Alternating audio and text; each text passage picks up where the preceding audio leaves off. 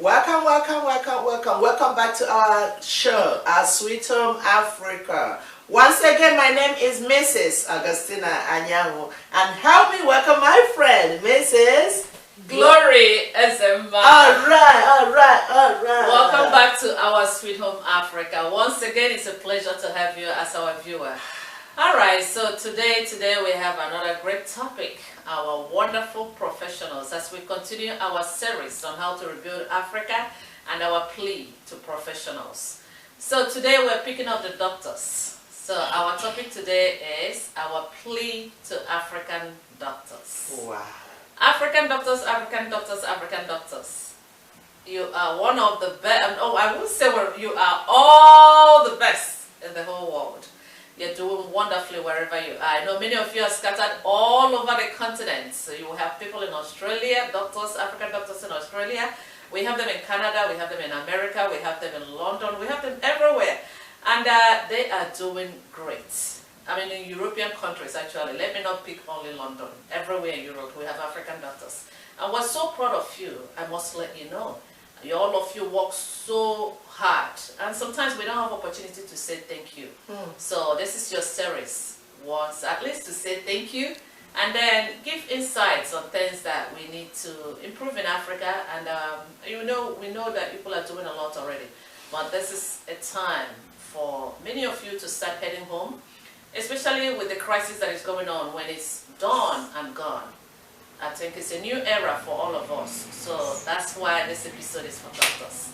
So my dear friend, My sister. okay. All right. So you know at least you know so many doctors from Africa. Yeah. And you know how good they are. I mean, when I say good, they're good in what they do, and they're good as individuals in terms of how they relate to people. So this is our plea. What are things that you really want African doctors that are scattered all over the world to do now for Africa?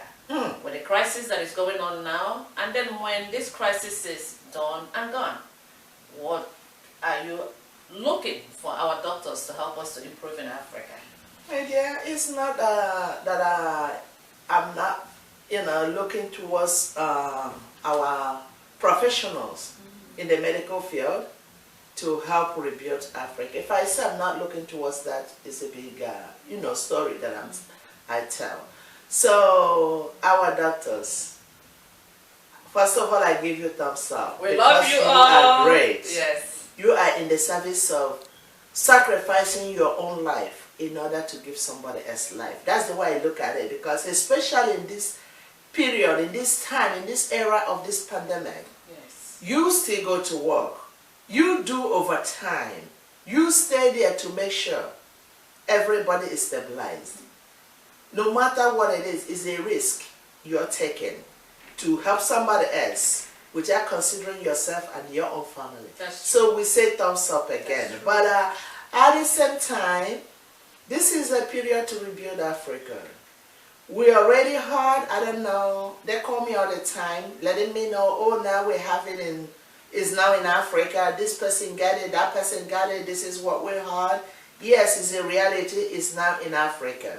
And we believe that as you're helping, your patients here, we know that you can do the same at home, through word of advice, connecting with other doctors back there, trying to tell them what to do.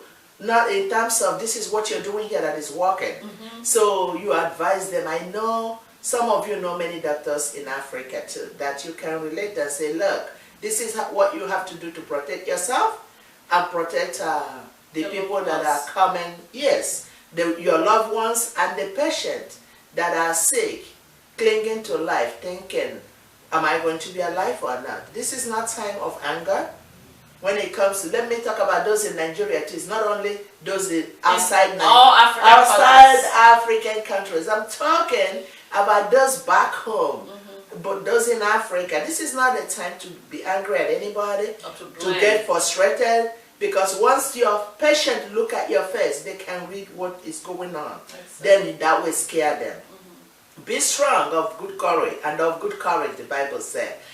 All you have to do, a word of advice. I know sometimes it could be overwhelming. A word of advice to them Tell them what you want them to do, because a lot of them don't even have TV. As to know, wash your hand, don't touch your face, be quarantined. Once they get there, please handle them with care, because they freak out. They know people are dying out of this virus. So for our people back over here, the doctors, I know you can do great. You know medications, if you can ship it to them, whatever you can do, however it can reach them. Talk to the administration in the hospital. If the borders are open, yes, but most of the borders are so long as it's something to save life, specifically, because the borders might be closed for you to do individual business. Exactly. But so long as that one is going to the hospital directly, they might allow it to go. They will know how to handle it, secure it, so that as much as they can, so that this virus will not tamper with it before it gets to the people. So let them know, because either way, we need this to be shipped to African countries, so they can better take care of whoever is infected right now. So my dear, go ahead. You know, I like what you said actually, because you said this is not a time to, get angry. It's a time to show compassion, and I know that a lot of doctors show compassion. So this is a time to actually bridge the gap between the doctors in Africa and the doctors here. Yes. So that all of you can work as a team. Communication, yes. Just like my friend said, even if you don't go there to help, at least you can advise them over the phone on what they can do. Through text, anything. Exactly.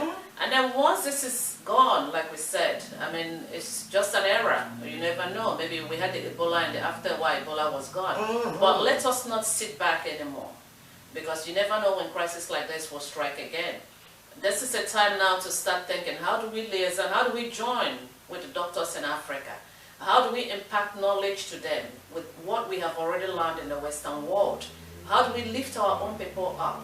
I mean, we cannot be, there's something that is say in my language, we cannot be a cat that chases the mouse away in other people's house, but does not chase it away in our own house. So we can't be so, prestigious outside and perfect. Africa. And perfect, exactly. When our people back home do not even have basic health care. Need what we have here, how we are treating people, yes. Exactly. I know a lot of you are treating patients here 24 hours, even with this crisis. And I know that your hearts are broken because you're watching your loved ones in Africa too, struggling with this, and you can help people here, but it's so far away for you to reach them. So, no problem. We thank all the countries that have given us asylum to be able to acquire so much knowledge, especially with the doctors. But it's time to use that knowledge to benefit your people too.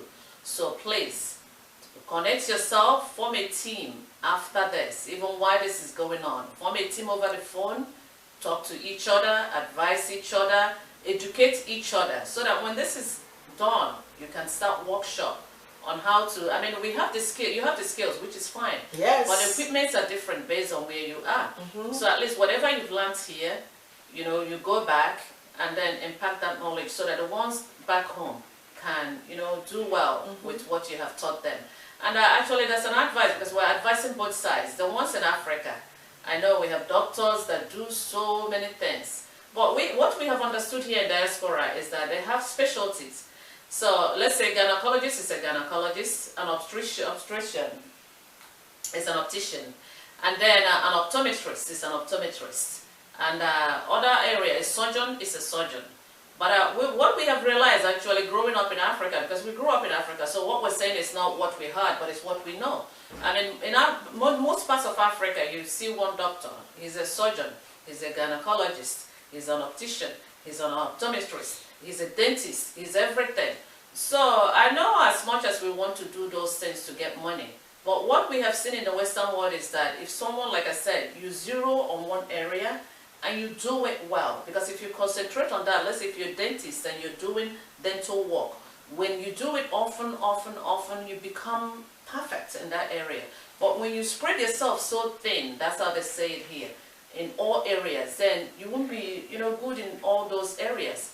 So you can just group yourselves. If you're good in gynecology, you stay there, do well there. If you're good in one area, you do well there. If you're going to be a surgeon, you continue to do surgery and do well in that area. That's what I'm not a physician, but I'm a healthcare worker, but at the same time, this is my own observation. because we spread ourselves so thin, and then it doesn't, I mean, we don't perform very well in all those areas. So that's the difference that I've seen with the Western world. And then the equipment. I know our doctors, most of them, even in Africa, they're very good too, but they don't have what it takes to take care of the patients. So how do we plead with the government in terms of helping them to have the equipment that they have, I mean, that they need to be able to do the job right? Before I even say something about that, let me go back a little bit on something you brought up so that we can get in there. Not only that, most doctors in Africa run solo. They think somebody else is coming to take their patient. Another doctor might take my patient. Nobody is your patient. It's a sick person that want to get better. If you know that you specialize in, let's say, if you're an eye doctor, please don't try to be a surgeon. Don't do surgery in the eye because that's not your specialty. Stay in your lane. Stay in your lane and let people, and let another doctor do referrals. Thank you. Because sometimes you will refer somebody to go do blood work in your own place, a little place you put in front of your house. So whatever the blood work is, you're taking the money both sides. And who did you put there? Was the person trained properly? That's another thing. How often do you do workshop with your people? How often do you, the medical doctor, go to trainings and workshop? Every day you are in that office. So how do you go to workshop? So try to make sure you specialize in your own area. When we say do not kill people, you don't have to take a gun and start shooting people to know that you're a murderer. If you know that's not your area of specialization, and you giving people care in that area, you're killing people other than healing them. You kill them, you still charge them money. So please, stay on your lane, go to training, find out how to, where other people can go for workshop. Revive yourself, because what it was when you went to school, the world is changing. It's not what it is now. Try not to act like you want to get everything. All the money, every patient in the world, whatever that is a problem, you know the solution. Nobody knows everything. So, work in group with other doctors. Connect with somebody that is a surgeon. So if anything like that, you honestly refer them to that surgeon, not what the surgeon can give to you, a cut, after you refer somebody to them. So if you are an eye doctor, focus on that. And what you cannot do, don't come to overseas or anything and buy a reading glass for 99 cents. And then you go and charge them 3 million to give it to them. When you prescribe expired drug to your people, you're still killing them. So let's be honest in our work and do it the right way, especially in this time of crisis. Because people depend on you, in particular, once they come to your office. A lot of us, when we are sick, as soon as we get to the doctor's office, I feel better. I start singing. They will say, what is wrong? I will forget what was wrong. So a lot of people just need to see a doctor, to see a professionals, and they will be fine. So please, doctors, do your best, especially those that work in general hospital. I want to talk to you now because my friend talked about equipment.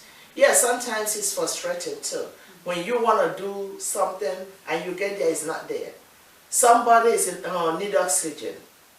The NEPA took the light, and now you don't know what to do.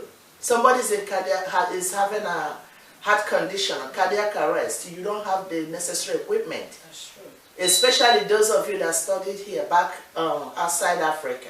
And when you get there, you know the things to be done, what equipment to be used to make sure this person is alive. And then you look left and right. We don't have it. Nobody provided it, but you can't be a miracle worker. So in that situation, I know it's frustrating. In that situation, I know you feel disappointed. But is there any alternative? That's why we still continue to go to these workshops to know. In a situation like that, you will take that question and ask to other people. So maybe there's another way they do it. So please, our professionals, our doctors, our lifesavers, yes, do your best. Give the sick, the patients, we call them, give them the hope so they can work with you and be alive. Don't give them a negative you know, facial expression, because they will read it on you, and then they will lose hope. By then you will lose the patient. So my friend, go back again and talk about this government and the lack of equipment in the hospitals. Exactly. Thank you so much, my friend. I mean, you said it all. But I mean, there's two areas actually that I really want to point to. One is the medical aspect, I mean the medicine itself that you mentioned, the pharmaceutical aspect. And we know, I mean, we've had so many times people in Africa, sometimes they say they went to a pharmacy, that the doctor prescribed medicine for them, and they went to the pharmacy and they bought it as a fake medicine, and then they die instead of even getting better. I mean, we hear people say that in Africa. All right, so what we're pleading with the doctors, the ones in diaspora and the ones in Africa. I mean, here in the Western world, the doctors work hand in hand with the pharmacist to make sure that what you're prescribing is exactly what is given to the patient. So please, you know, start working with the pharmacist. I know, unfortunately, in Africa, most of the time, people that sell medicine are not qualified pharmacists. So, but I think you should have to zero into that area, because as much as you're providing care, if you prescribe medicine and the medicine that is given is the wrong one, and the person is killed instead of cured, I mean, you're to be blamed in one way or the other, though you are not the one that sold the medicine. So please, if the government can crack down on these pharmacists that are selling fake drugs and expired drugs, I mean, our people will even live longer, and then will feel better when they're sick instead of feeling even sicker. So please, the doctors, look into this area. I know you're not pharmacists, but at the same time, if you people can work as a team, just like my friend said, all specialty come together and then work with the pharmacists everywhere, and then move around and see the medicines that they're selling. It will help a lot. On the part of the government, you know, I thank you so much, my friend, for what you brought up. I mean, sometimes you want to do the job. Can I say something before you go to the government? When you come to the ward, prescription, the right medication, the right dose, to make sure that that's what the patient is getting. I think if they can go to meeting or go to workshops and talk about, because our government is big, you can have a pharmacy by the hospital there too, and that will create employment. And another thing, when you prescribe medication and they put it in a Ziploc bag and give to whoever comes to buy the medication, they don't know what they're taking. They didn't know, they couldn't read your writing as to say this is what you wrote. But if we change our method of giving medication, let them buy it while it is still sealed up with the manufacturer's seal, and the dosage, how to take it, how often to take it. The labels. Yeah, the label. So we can save those people that overdoses, because sometimes people take the medication. Oh, after you take the medication, you die. Maybe it's the wrong medication. Somebody else, an apprentice, just gave out, because they have that white robe doesn't mean they know what they're doing. They get there, if you want them to take it before meal, take one tablet. They say, oh, I'm so sick. They will take 3 or 4, they die right there. But if the bottle is there, people can read it now. You will see the dosage. How often? Is it every 6 hours? Is it one a day? So I think that will help to save lives. So Africans need to, because they're big already, they need to crack down on those medications you give somebody and they wrap it and give it to them, put it in a Ziploc. We need to phase that out. So that medication have to come to a patient with the original seal from the manufacturers. Yeah, that's what I want to put there. Now, I'm so sorry. No, it's Go back to the equipment. All right, so going back to our government, I mean, we talked about our doctors over and over, but how can you do the job when what you need to do the job is not there? Then it goes back to our government. This is not a time to blame, because actually in this show, like we said, we don't blame. Rather, we think of solution. What do we do from now on? All right, even if we made mistakes long time ago, even if we talked about bribery and corruption long time ago, our money that is not being utilized well long time ago, this is a new era. What is going on now is almost like the world is being reshuffled. So we have to start doing things differently. So please, I'm pleading with the government. I know some of you, we have healthcare, workers even that work with the government. We have commissioner for health. We have ministers for health. We have, So most of them are doctors, or most of them are nurses that worked in healthcare, and most of them worked in the actually Western world. Before someone tapped them and brought them back to Africa to be part of the government. Okay, this is a new era. Now it's time for you to, if you have to import those equipment by God's grace when the borders are open, import what you need to do the job. I mean, time is gone with what is happening now, where everybody will be like, well, if I'm sick in Africa, I'll run abroad. If I'm sick, now everyone have understood that death is everywhere. It doesn't it doesn't matter where you are. So as it is now, even if you're sick in Africa, you can't even fly out today or tomorrow to take care of yourself. So that's why it's very, very important for us to restructure our health system at this time.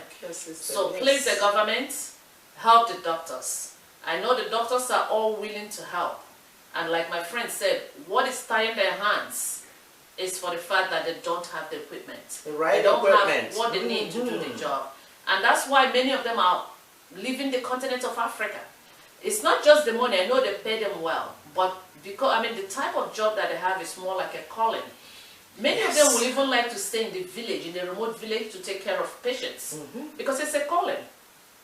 But because they don't have the equipment, they keep on running away. And it looks like they're all chasing money in the Western world. I don't think so.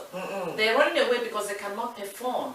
They cannot bring out what they have learned because the equipment is not there. So ward them back by keeping what they need to do their job in Africa. Many of them will return.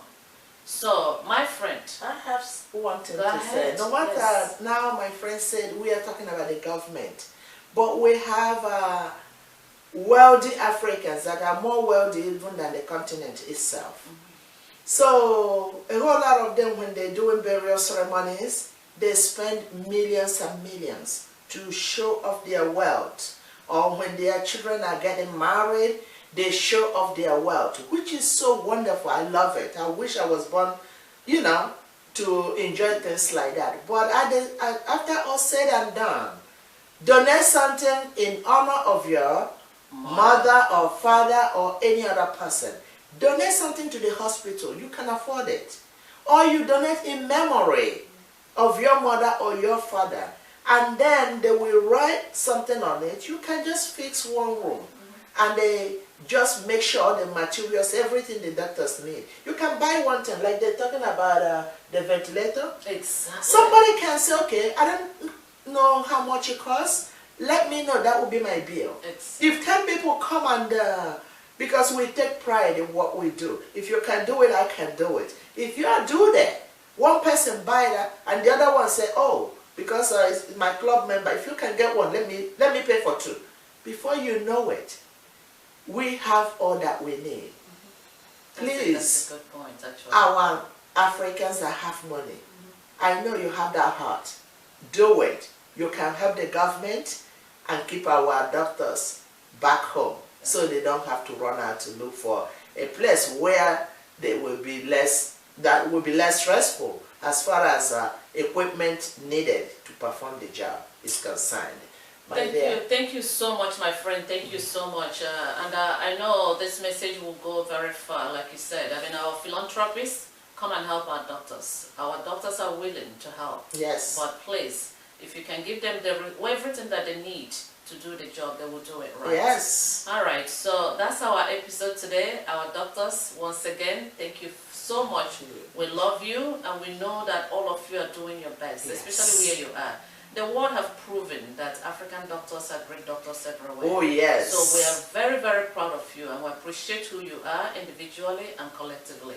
Yeah. So thank you so much for what you have done so far and what you're yet to do in Africa. Amen. So we thank you in advance. Thank you so much. All right, so thank you for watching us, our viewers, as we continue our series on how to rebuild Africa, and as we address all our professionals one by one. So today was for the doctors, tomorrow will be for, next week actually, when we bring out another episode, will be another profession. Thank you so much. So thank you so much, and God bless you for watching us. Watch us again next week at our Sweet Home Africa. And thank you. God bless you as you listen to us, as you spread the news, spread the word, because we can't do it alone. Once you get it, send it to your friends, your family members, co-workers, Everybody, we want this one to spread worldwide. Once you send it to somebody outside where you work, it's going. So please help us to spread the news. Thank you, thank you, thank you, and God bless you. Don't forget, our episode comes out once every week, probably the weekend when you're home. Make a time to listen to us, and as you do that, God bless you. Thank you, thank you.